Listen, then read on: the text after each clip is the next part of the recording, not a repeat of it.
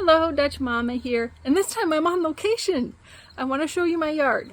Not because it's particularly magnificent, but because I think maybe you could learn something from it. When we first started, we just had grass and weeds, a lot of it, and a yucca plant. Because my husband only had time to mow, and that was okay. But then I moved in, and I got bored. So I started planting whatever people gave me, and whatever I could get on clearance at the end of the season.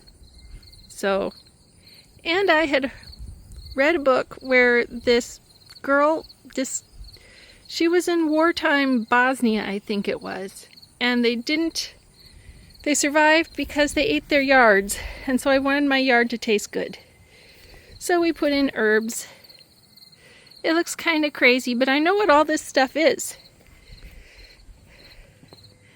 and how to use it, and we use it. Another yucca plant. So things kept going, and I kept finding more to do. Potted plants. Look at my video on the plant collection. Ooh, Jerusalem artichoke. The only edible tuber sunflower. They're awesome. And we decided to put in a garden.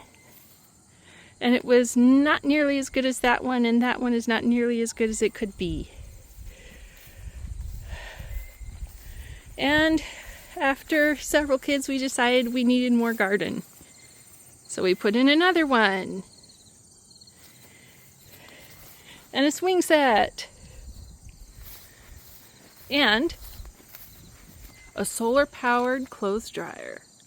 Ooh. And some of this stuff we did was stuff from that had been at my parents' property and my grandparents' property, and I got starts from it. Those are strawberries, believe it or not. Got some rhubarb starting over here. And I kept learning what each plant is and how to use it. We planted some fruit trees. And they don't always go the way I want. But I keep learning and getting better. And each time something doesn't go the way I want, I learn from it. Got a nice new shed. And eventually we decided that we needed some protein because we are not bean people. So we got rabbits. I'll show you my rabbits. Say hi.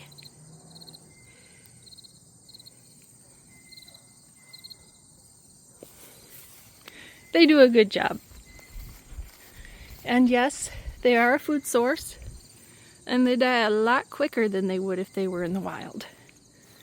I guess, oh yeah, another reason why this worked so well is because we have neighbors who teach us how to do stuff, and I really appreciate that. And we have neighbors who do nothing with their yards because they've got other things they need to spend their time on, and that's okay. And we have neighbors who do all this stuff. And that's one of the good things of neighborhood, is that you can do what you want with your own property. I wanted to encourage you that you don't have to have a big amount of land out in the country in order to do stuff. You do what you can with what you've got.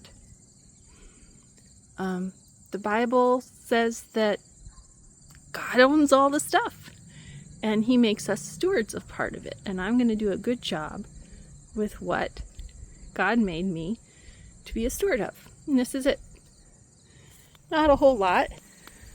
I'm probably a 3-talent person instead of a 10-talent person. But God's given me what I needed, and I'm learning to do good at it. Oh yeah, also, when you do this, keep in mind that some of it's not going to look pretty. Just do your best. And if the neighbors know you're trying, a lot of times they'll have grace for you. Put a garden in the front yard. It's going to taste better than grass. And since I do my best, people are patient about it. Oh, and here's your sign. So, yeah. It's your yard. Do what you want with it. Be considerate of the neighbors.